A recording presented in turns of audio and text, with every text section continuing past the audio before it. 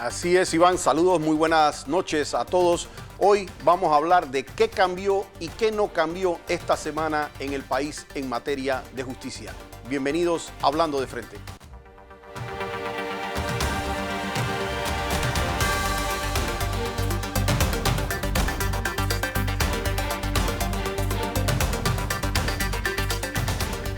No puedo empezar el programa y el tema que vamos a abordar sin antes realmente agradecer a todas las personas que nos dieron tantas muestras de cariño en los actos públicos en que estuvimos esta semana, tanto en el Tortugón Party como en el tema de la toma de posesión.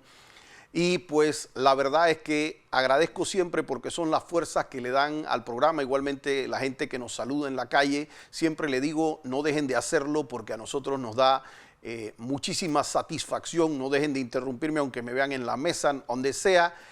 Créanme que aprecio cada saludo y cada gesto de cariño que tienen con ustedes. Miren, yo quiero tocar, a partir de esta semana, hay algunos temas que son distintos, aunque mantengan la misma secuencia que hemos mantenido desde el inicio del programa, que es un poco tirar a enderezar algunos temas de justicia y también exigir las responsabilidades de quienes en efecto violaron temas de justicia. Sin embargo, yo también tengo que acordarme que aparte de ser un abogado penalista, ejerzo en este momento también labor como comunicador social. Y en ese sentido, pues me corresponde también la responsabilidad de ir abocando o ir de alguna manera invitando a las personas a que los ánimos se vayan sosegando, porque ir haciendo ánimos caldeados, ir de alguna manera a buscar venganza en vez de justicia, pues puede ser muy delicado. Nos tocó un periodo hasta esta semana, exactamente hasta el domingo, en el que nos tocó demostrar mucho coraje, mucha beligerancia, mucha valentía. Y es que nos tocaba hacerlo, no era ni siquiera que queríamos, nos tocaba hacerlo, porque si el abogado de las víctimas de estos procesos no es capaz de parársele a un sistema, pues imagínense cómo se va a sentir la persona que buscó nuestros servicios para que de alguna manera nosotros representáramos sus derechos. O sea que nos tocaba pelear contra un sistema presidencialista en donde teníamos claras injerencias del órgano ejecutivo, de un consejo de seguridad, de todas estas entidades vinculadas e incluso estamentos policiales vinculados a eso, y nos tocaba pararnos con beligerancia, con mucha valentía, con coraje, y no crean que muchas veces no agarraba esto y afectaba la tranquilidad de hogares propios de muchas personas que estaban cerca. Pero por mucha fortuna, eso cambió a partir de esta semana. Y les voy a decir qué cambió, pero al decirles que no quiero elaborar venganza, no quiero que nadie me confunda con que no vamos a exigir justicia y no vamos a exigir las responsabilidades de cada uno de los que fueron responsables de estas acciones que fueron barbaridades, que fueron temerarias, que fueron delictivas y que definitivamente le causaron daño a mucha gente inocente. En lo que no me quiero transformar es en lo mismo que nosotros criticamos. Es decir, no quiero hacer que producto de esta contestación que ahora toca hacer a partir de estos días y hacia adelante, nos llevemos en ese recorrido, nos llevemos a gente inocente que no tiene nada que ver. Nos llevemos a familiares de personas que no tienen nada que ver. Nos llevemos temas que son importantes y que defendimos, como la presunción de inocencia, como el derecho a un debido proceso, como el derecho a un juicio previo, como el derecho a la libertad mientras no se le pruebe lo contrario en un juicio. Porque créanmelo que yo soy de la absoluta convicción de que tengo los elementos probatorios para poder demostrar la culpabilidad de muchísimos de los que participaron de estos actos. No necesito privarlos de su libertad mientras se hace el juicio. No necesito que no se les muestren los expedientes. No necesito que a esas personas se les viole la presunción de inocencia y se agarren y se rieguen noticias a través de todos los medios y lo afecten a ellos, a su familia, a sus hijos. Eso no es lo necesario. Nosotros somos abogados penalistas de convicción y nosotros creemos que cuando uno tiene todos los elementos necesarios, pues toca ir a los tribunales, toca ir a un ministerio público, toca presentar las evidencias y toca lograr la condena de la persona. Eso es lo que nos toca como parte querellante, y hacer otra cosa sería ir a hacer exactamente lo que nosotros criticamos y convertirnos en lo que tanto odiamos. Quiero pensar que nosotros vamos a ser mejor personas y que les enseñaremos la forma en que se ejerce el derecho. Cosas que no han cambiado. Hay mucha gente que me dice, mira, Alfredo, lo que pasa es que sigue estando la misma corte y sigue estando la Procuraduría. ¿Qué puede haber cambiado en temas de justicia? Y yo les digo, pareciera que pocas cosas han cambiado, pero en realidad hay muchos cambios y por supuesto que faltan por hacer, y eso lo vamos a ver en el segundo bloque. Pero lo primero, cambió quienes juzgan a la Corte Suprema de Justicia. Es decir, tenemos cerca de 50 diputados nuevos que en caso de que haya un proceso entre Corte y entre los magistrados de la Corte y la Asamblea, pues ya los jueces son distintos y no son aquellos a los que supuestamente en la Corte le tenían guardados expedientes y si tú me haces esto yo te lo hago a ti. Pero la Corte además este año va a tener 3 renovaciones a partir de diciembre. Debe tener 3 nuevos magistrados y de nuevo yo invito de manera muy respetuosa al presidente Nito Cortizo a hacer la designación con carácter de urgencia del reemplazo de Jerónimo Mejía, que tiene súper vencido y extendido su término en la Corte. Y para aquellos que respondieron a que en aquella ocasión que lo que buscábamos era no tenerlo a él como juez ante el evento de una casación de Ricardo Martinelli, pues quiero decirles que eso no sería ni siquiera una posibilidad, porque al él haber ejercido como juez de garantía no pudiera tocar ningún proceso de Ricardo Martinelli en casación, tendría que declararse absolutamente impedido. Es por una convicción de que nuestra Constitución establece que un magistrado de la Corte Suprema de Justicia debe estar 10 años y no 11 ni 12. El presidente Nito Cortizo, a través de una acción con urgencia notoria, debe proceder a hacer ese reemplazo, aunque los otros pues tengan que hacerse con un poquito mayor de espacio para las discusiones. Pero por lo menos esa sería mi recomendación muy personal. Fíjense, algo que es muy importante, la Procuraduría hasta este momento se mantiene intacta, pero se mantiene como debería ser una Procuraduría en cuanto a su estructura, me refiero. No me refiero en quienes lo conforman. Me refiero a que la Procuraduría perdió brazos auxiliares que tenían como Procuraduría paralela. Ahora mismo, una procuradora o un fiscal que quiera armarle un caso a alguien no puede conseguir un testigo protegido en el Consejo de Seguridad.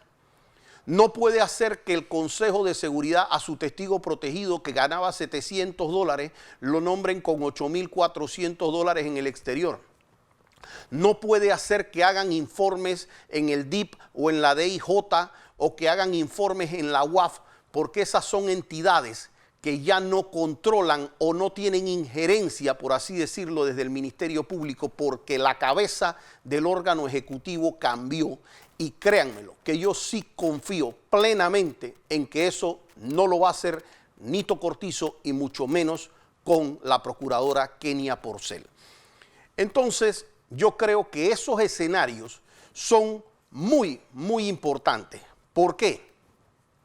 Porque a diferencia de lo que se daba en otros periodos, nosotros vivimos una procuraduría paralela. ¿Y cuál era la diferencia? La diferencia es que de repente a mí me abren un caso en la Procuraduría General de la Nación, porque un fiscal decidió que ese escenario, que había algún elemento para hacerme a mí un proceso. Si ese fiscal tiene que responder a la ley, yo tengo un plano de alguna igualdad con ese fiscal, porque de alguna manera él tiene reglas que cumplir, yo tengo reglas que cumplir como abogado y nos vamos a un debate de bastante igualdad. Sin embargo, si a ese fiscal le dan la posibilidad de que policías le hagan informes a él en la forma en que él quiere, de que le hagan un testigo protegido en el Consejo Nacional de Seguridad, de que estén avalados de la Presidencia de la República y que un fiscal diga: yo no muestro expediente, aquí ponemos expedientes en reserva, violamos la presunción de inocencia y hacemos lo que sea porque la procuradora no los va a procesar. Y la procuradora tiene la protección de la Presidencia de la República y a través de ella la única manera de sacar legítimamente a una procuradora, sin su renuncia por supuesto, es a través de un proceso que debe iniciar el procurador de la administración.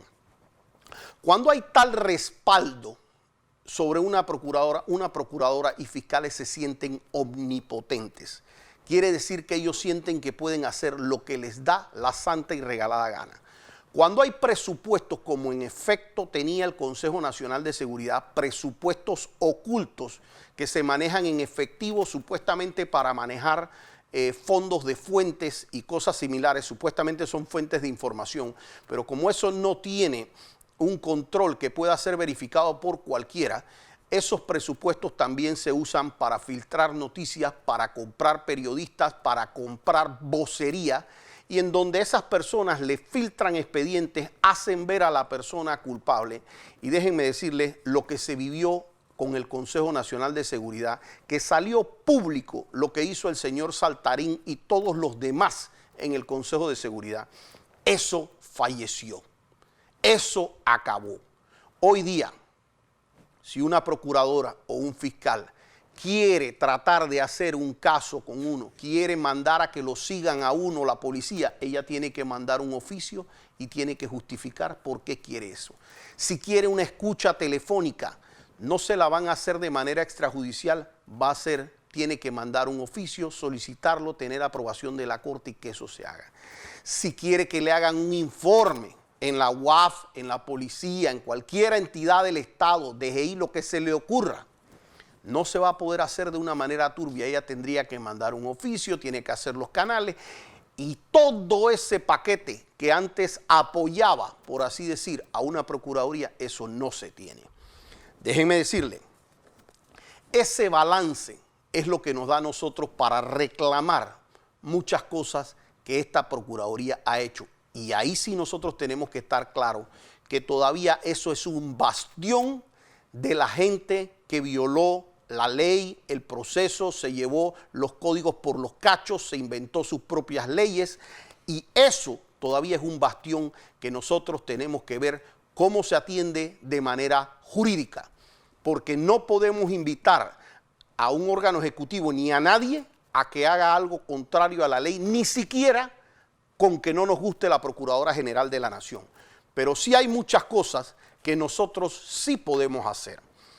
Nosotros podemos, como ciudadanos, efectuar cambios para nosotros no tener un ministerio público que sea ciego, sordo, selectivo e inquisidor como fue el que nos ocupa. Nosotros sí podemos hacer a través de esta nueva asamblea que hayan leyes muy específicas que sean modificados para ponerle ciertos cortapisas que no permitan estos excesos más nunca. Eso lo tenemos que hacer unidos como sociedad y para hacer eso y tener el respaldo real para hacer eso, sí se necesita mucha información de todos los que vivieron estos escenarios que fueron nauseabundos. Y digo nauseabundos porque, por ejemplo, ustedes se han dado cuenta que en estos procesos, y ahí es donde uno dice qué grado de complicidad tiene el Ministerio Público desde la cabeza hasta abajo. Fíjense, en el caso de Ricardo Martinelli, hemos tenido un testigo que ha admitido que él efectuaba Él era quien efectuaba los pinchazos, él, no otra persona, él. A esa persona, en vez de procesarla, le subieron un salario de $700 a $8,400, justo el día después que fue a la fiscalía a hacer señalamiento. ¿Por qué la Procuraduría no procesó a ese señor? Ese señor admitió que mintió en todas sus declaraciones juradas. En las 3 declaraciones juradas admitió ante el juez, está grabado en audio y video su admisión y será público en su momento. Ese escenario que se dio delante de fiscales, ¿por qué no lo han procesado? Aquí vino un perito y la fiscalía ha salido en televisión y ha dicho que en efecto hay sellos rotos de muchos CD. Eso también es un delito. ¿Por qué no lo investiga la Procuraduría? ¿Por qué aquí sí se ha hablado de una Procuraduría paralela?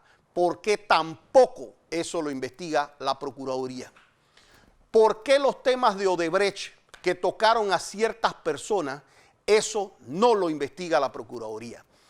Eso nos indica qué grado de vinculación puede tener la cabeza del Ministerio Público para estar encubriendo estas circunstancias. ¿Y por qué digo encubriendo? Porque si usted tiene un guardia de seguridad en un banco y usted agarra a alguien que se estaba robando y le dice al guardia de seguridad, revíselo, verifique eso, y el guardia se queda parado y no quiere revisarlo, pues algo le pasa a ese guardia de seguridad o alguna complicidad tiene porque no quiere actuar. Y ese es lo mismo que está pasando con el Ministerio Público, por alguna razón no quiere actuar. Nosotros tenemos suficiente información y obviamente yo espero que en unas semanas nosotros acabemos el proceso de Ricardo Martinelli y nosotros nos podamos abocar a tiempo completo a exigir las responsabilidades de la Procuraduría paralela y de la Procuraduría actual. Al regresar del cambio, les voy a decir qué es lo que debemos hacer, quién lo debe hacer y cómo usted puede colaborar con esos cambios.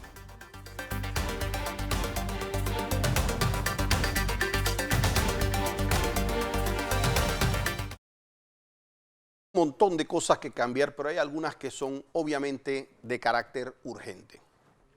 Yo trato de entender y me refiero específicamente a esta vorágine de casos que se dieron, porque no es normal que de repente de no tener una justicia tan activa, que obviamente debía activarse en alguna forma, de repente aquí empezaron a juzgar a miles de personas. Y cuando digo miles es porque ustedes de repente vieron 1 o 2 centenares de personas que eran mediáticamente conocidas, por así decirlo.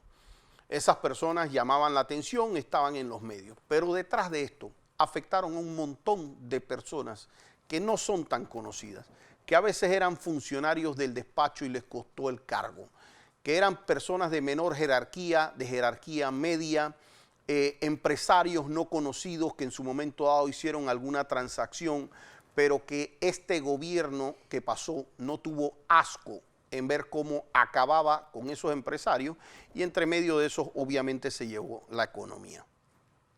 Fíjense, viene una oportunidad de revisar la Constitución. Como yo les dije a ustedes, yo nunca voy a recomendar aquí que en alguna forma que la ley no lo permita, se saque del cargo a la Procuradora General de la Nación. No importa que mi opinión sea la peor y un poquito menos de esa señora. Y digo que es una opinión de la peor y un poquito menos, porque yo sé, viví en muchos casos lo que permitió que se hiciera desde el Ministerio Público. Aquí habían cosas como en los casos llevados por Zuleika Moore, que de paso se caían en la corte, que le decían a esa fiscal que se había excedido en los términos, que había violentado derechos de la defensa.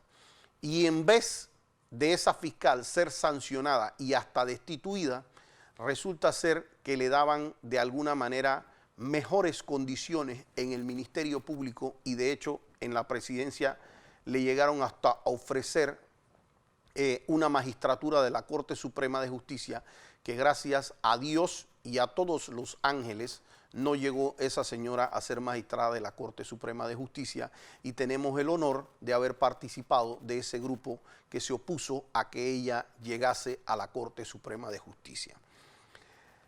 Cuando ustedes ven, y es precisamente lo que les digo, que un fiscal hace lo que le da la gana, que no importa que la Corte Suprema le diga que violó derechos humanos, que no importa que le diga que se exceden los términos, que no importa que las causas se les caigan, pero sí logró detener provisionalmente a personas, a pesar de que el caso se le cayó.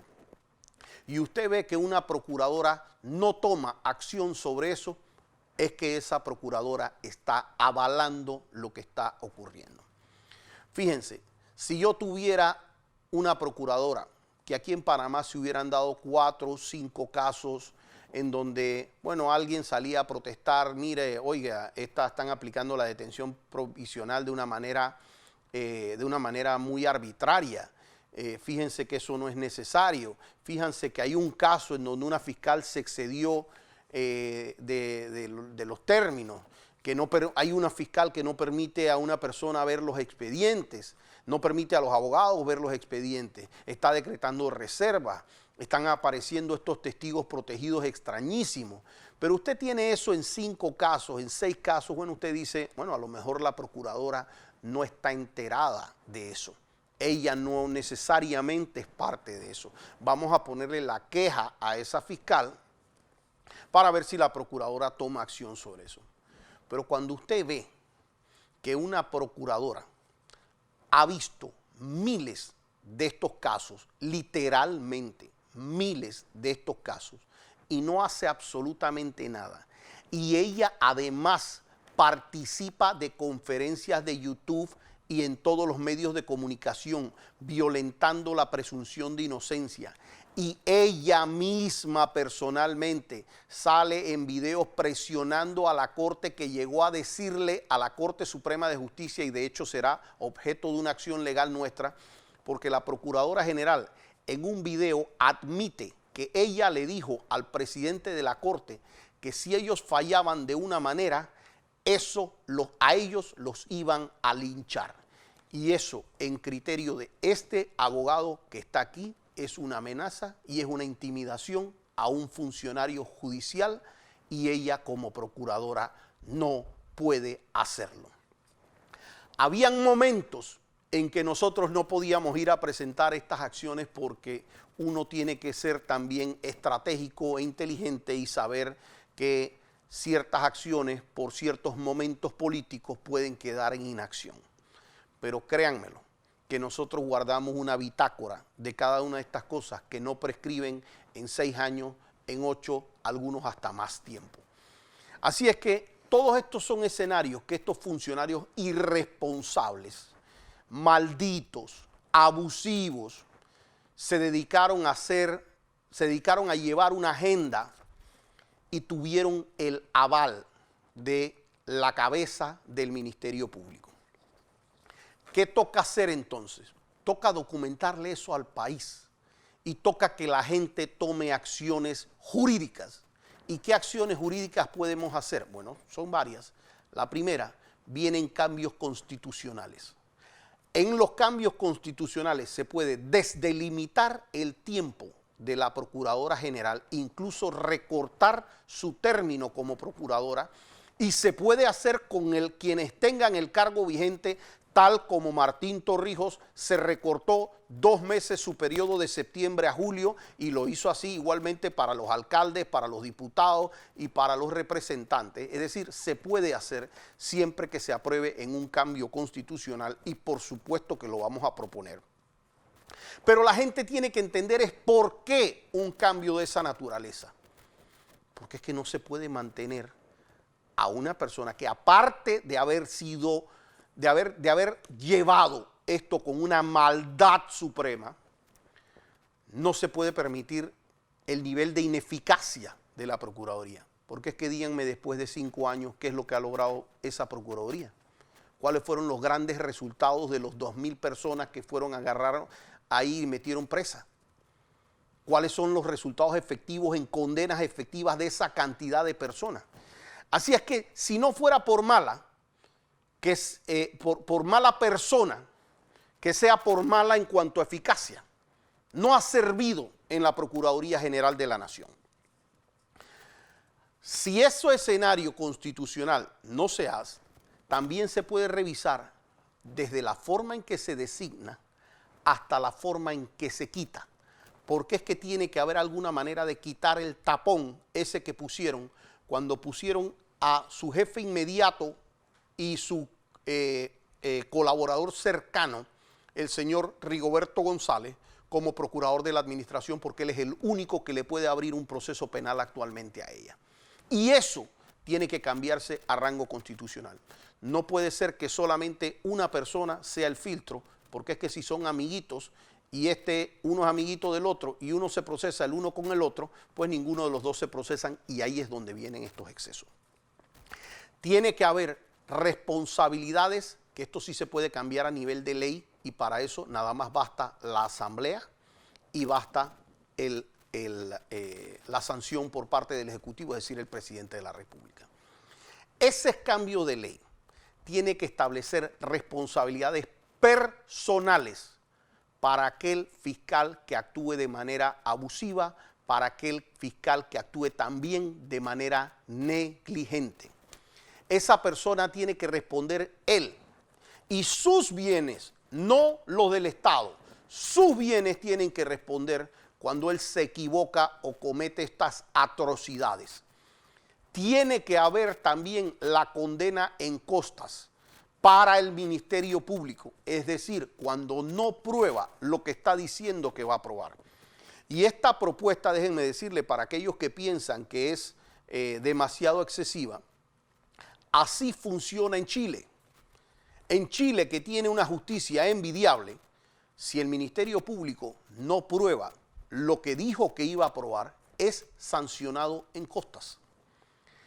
Aquí en Panamá, incluso para descongestionar el sistema, en ciertos momentos, no para las denuncias, pero sí cuando se hacen las acusaciones directas y responsables, en la misma sentencia que se declara la inocencia o el sobreseimiento de las personas, tiene automáticamente que estar la sanción en costas. No puede ser que a esa persona que fue víctima de un proceso la hagan tener que hacer todo el recorrido de otro proceso. Al igual que se hace en el sistema civil, cuando usted no prueba lo que dijo que iba a probar, usted es sancionado en costas. Y eso es muy importante que empiece a ocurrir fuera del tema del daño y perjuicio. En esta ley hay que poner cosas muy claras, como por ejemplo los límites a la detención provisional. Yo participé en la discusión de este código que se ha usado hasta ahora, el Código Procesal Penal, en los años 2007 y 2008. Yo participé en esas discusiones en la Asamblea Nacional. Yo sé por qué se puso ahí cada artículo que se puso en ese código. Y aquí ciertos jueces o magistrados no entendieron lo que decía ese código y cuál fue el espíritu que quisieron ponerle esos diputados en cada artículo. Pero aquí quedó muy claro en los principios de ese código procesal que aquí no se podía procesar a una persona sin imputación. Paréntesis, antes de hacer estos cambios, yo quiero que ya se haya dado el resultado del caso de Ricardo Martinelli. ¿Por qué?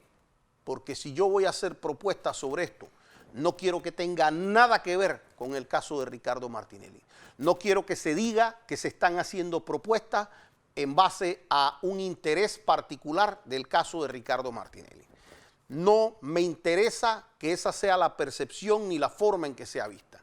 Es que aquí en Panamá no podemos volver a tener un caso en donde no se impute a la persona y no se le comunique cuáles son las razones por las cuales se le va a investigar y se le permita el periodo de investigación para que presente las pruebas que él considera que le pueden ser o las evidencias más bien o los elementos de convicción, porque prueba no es hasta etapa intermedia, pero que siente que lo pueden beneficiar. Privarle a eso una persona es privarle de la posibilidad de defenderse. Y aquí hubo mucha gente a la que le armaron testigos protegidos, a la que no le dieron expedientes, a las que simplemente no los dejaban repreguntar a esos testigos, les armaron acuerdos de pena a personas que eran absolutamente los mayores responsables de los delitos y los exoneraban de ir a prisión a cambio de señalar a otras personas. Eso fue dejar a mucha gente en indefensión. Yo pretendo que haya una especie de comisión de la verdad. Esa es parte de las funciones del Grupo PEVA, que haya una aparición de estas verdades. Yo necesito información de todos los abogados porque uniendo los mismos móviles, la misma forma en que fueron tratadas, la presión que se dio de personas a las que detenían a esa persona y a familiares a cambio de que dieran testimonios en contra de otras personas, o sea, liberándolos en caso tal de que dieran testimonio en contra de personas, le limitó mucho el derecho de defensa a muchas personas. Eso tiene que cambiar en la ley y si es necesario, pues establecer nuevos periodos probatorios incluso para procesos en curso. Si es necesario establecer, no sé, temas de revisión, de amnistía, los que sean, hay que revisarles porque aquí hay mucha gente a la que no se le dio el derecho de defensa de manera adecuada.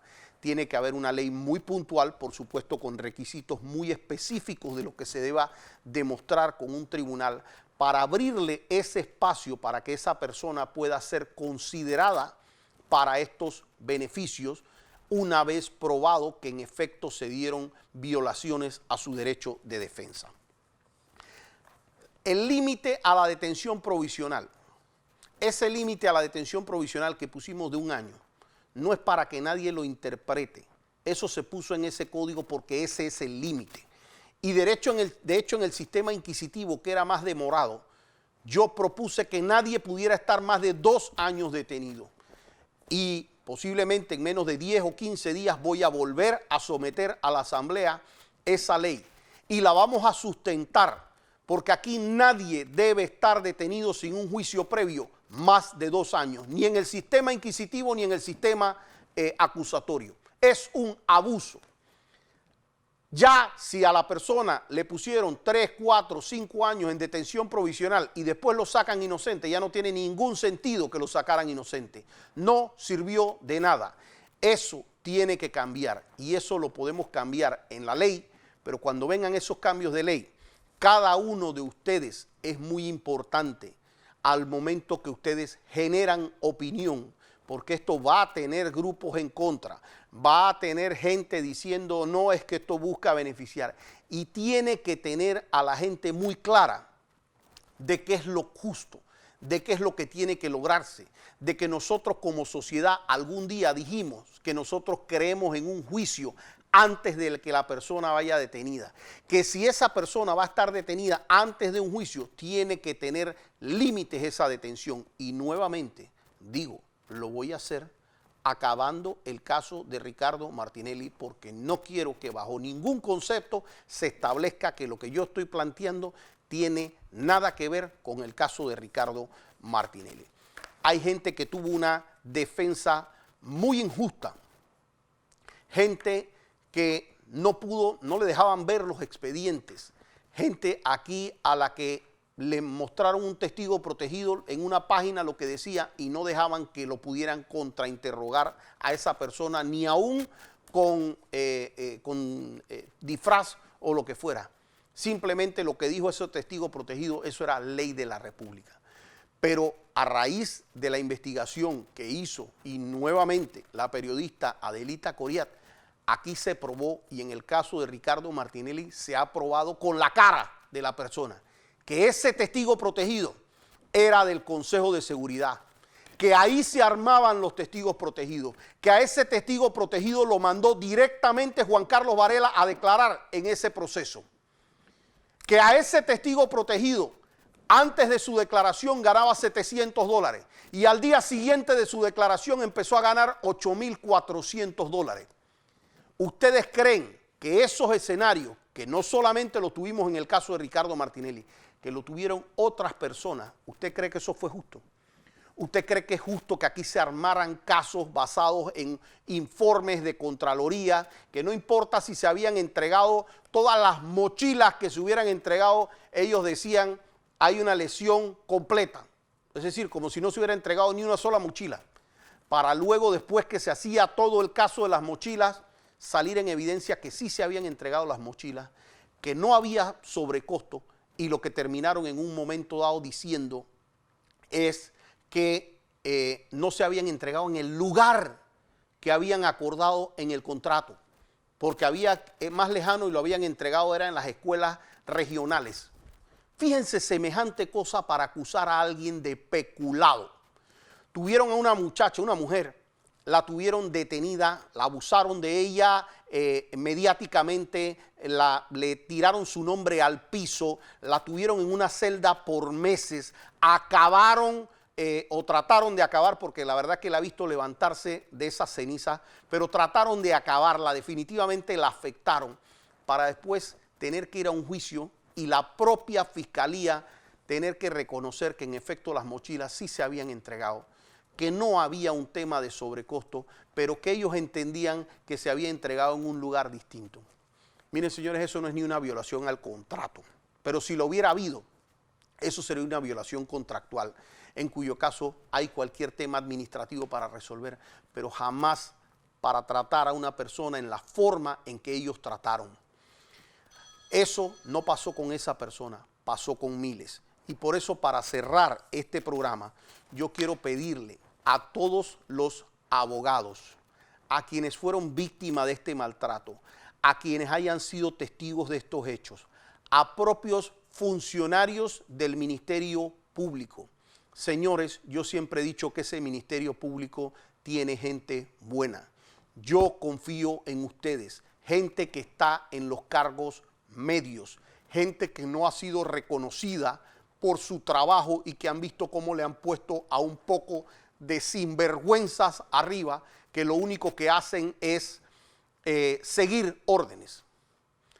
A esas personas yo les pido que a mi correo alfredovallarino@outlook.com me envíen o su relato o el contacto con alguna información, porque nosotros necesitamos recoger todo eso para iniciar un comité que sea un comité de la verdad y que permita que aquí la gente conozca todo lo que pasó detrás de esa cortina mediática que se armó en su momento desde el Consejo Nacional de Seguridad.